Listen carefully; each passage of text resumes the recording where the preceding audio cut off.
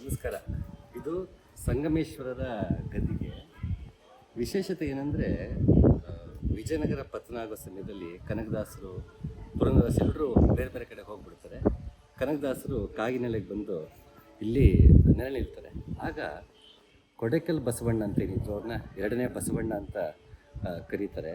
So ಆ ಕೊಡೆಕಲ್ ಬಸವಣ್ಣ ಅವರ ಒಬ್ಬ ಮಗ ರಾಚಪ್ಪಾಜಿ ಅಂತ, ಅವರು ಮಂಟೇಸ್ವಾಮಿ ಮತ್ತು ಸಿದ್ದಪ್ಪಾಜಿ ಪರಂಪರೆ ಮೈಸೂರು ಕಡೆ ಏನಿದೆ, ಮೈಸೂರು ಚಾಮರಾಜನಗರ ಆ ಕಡೆ, ಅಲ್ಲಿ ಅವ್ರ ಜೊತೆಗೆ ರಾಚಪ್ಪಾಜಿ ಹೋಗ್ತಾರೆ. ರಾಚಪ್ಪಾಜಿ ಗದ್ದಿಗೆ ನಮಗೆ ಇವತ್ತು ಕೂಡ ನಮ್ಮ ಚಾಮರಾಜನಗರ ಜಿಲ್ಲೆ ನೋಡೋದಕ್ಕೆ ಸಿಗುತ್ತೆ, ಮಂಟೇಸ್ವಾಮಿ ಸಿದ್ದಪ್ಪಾಜಿ ಗದ್ದಿಗೆಗಳ ಜೊತೆಗೆ. ಹಾಗೆ ಇನ್ನೊಬ್ಬರು ಸಂಗಮೇಶ್ವರರು ಏನು ಮಾಡ್ತಾರೆ, ಕನಕದಾಸರ ಜೊತೆಗೆ ಬರ್ತಾರೆ. ಅವರು ಮುಂಡಿಗೆಗಳನ್ನ ಬರೆಯೋದ್ರಲ್ಲಿ, ಮುಂಡಿಗೆಗಳನ್ನ ಬಿಡಿಸೋದ್ರಲ್ಲಿ ಮತ್ತು ಕನಕದಾಸರಿಂದ ಮಾರ್ಗವನ್ನು ಪಡೆದು ಅವರು ಸಾಧನೆಯಲ್ಲಿ, ಉಪಾಸನೆಯಲ್ಲಿ ತೊಡಕೊಳ್ತಾರೆ. ಮತ್ತು ಕನಕದಾಸರ ಜೊತೆಗೆ ಕೊನೆಯ ದಿನಗಳಲ್ಲೂ ಜೊತೆಗಿದ್ದಂಥವರು ಸಂಗಮೇಶ್ವರ, ಹಲವಾರು ಜನ, ಅದರಲ್ಲಿ ಸಂಗಮೇಶ್ವರರು ಮುಖ್ಯವಾದವರು. ಇಲ್ಲಿ ವಿಶೇಷತೆ ಅಂದರೆ, ನಮ್ಮ ಈ ರಾಜಕೀಯ, ಧಾರ್ಮಿಕ ಮತ್ತು ಮತೀಯ ಪಲ್ಲಟಗಳಲ್ಲಿ ಏನು ಎರಡು ಧರ್ಮಗಳ ಸಮ್ಮಿಲನವಾಯಿತು, ಅಲ್ಲಿ ಒಂದು ಉಪಾಸನೆಯ ರೀತಿ ಮೂಡ್ತಾ ಹೋಯಿತು.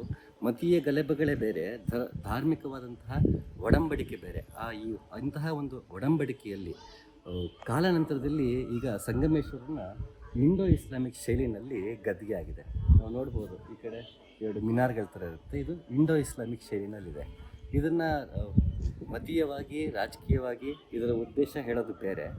ಆದರೆ ಉಪಾಸನೆಗೆ ಬಂದಾಗ ಪ್ರತಿಯೊಬ್ಬನಿಗೂ ಧಾರ್ಮಿಕವಾಗಿ ಇಬ್ಬರು ಒಂದಾದಾಗ, ಇಬ್ಬರ ಸಾಂಕೇತಿಕವಾಗಿ ಇಬ್ಬರು ಬೇರೆ ಆದರೂ ಒಳಗಿನ ಅರ್ಥ ಒಂದೇ ಆದ್ದರಿಂದ, ಮತ್ತು ಒಬ್ಬ ಗುರುವಿಗೆ ಎರಡೂ ಧರ್ಮದವರು ನಡ್ಕೊಳ್ಳುವಾಗ ಎರಡನ್ನೂ ಕೂಡಿ ಬದುಕ್ತಿದ್ದೀವಿ ಅಂತ ತೋರಿಸೋದಕ್ಕೆ ಈ ರೀತಿ ಇಂಡೋ ಇಸ್ಲಾಮಿಕ್ ಶೈಲಿ ಸಾಮಾಜಿಕವಾಗಿ, ಧಾರ್ಮಿಕವಾಗಿ ಮತ್ತು ಆಧ್ಯಾತ್ಮ ಸಾಧನೆಗೆಲ್ಲೂ ಎರಡನ್ನೂ ಬಳಸಿದಂಥವರು ನಮ್ಮ ಈ ಸಂಗಮೇಶ್ವರ ನಡ್ಕೊಂಡಂತಹ ಭಕ್ತರು. ಮತ್ತು ನಮ್ಮ ಶಿಶುನಾಳ ಶರೀಫರು, ಶಿರಹಟ್ಟಿಯ ಫಕೀರಪ್ಪ, ತಿಂತಿಣಿ ಮೋನಪ್ಪ, ಹೀಗೆ ಹಲವಾರು ಜನ ಎರಡೂ ಧರ್ಮದ ಒಳಾರ್ಥವನ್ನು ತೆಗೆದುಕೊಂಡು ಅದನ್ನು ಸಾಂಕೇತಿಕವಾಗಿ ಎರಡನ್ನೂ ಒಂದೇ ಕಡೆ ಬಳಸಿದ್ದಕ್ಕೆ ಇಂಡೋ ಇಸ್ಲಾಮಿಕ್ ಶೈಲಿ. ಇಲ್ಲಿ ಹಿಂದೂಗಳು ಬರ್ತಾರೆ, ಮುಸಲ್ಮಾನರು ಬರ್ತಾರೆ.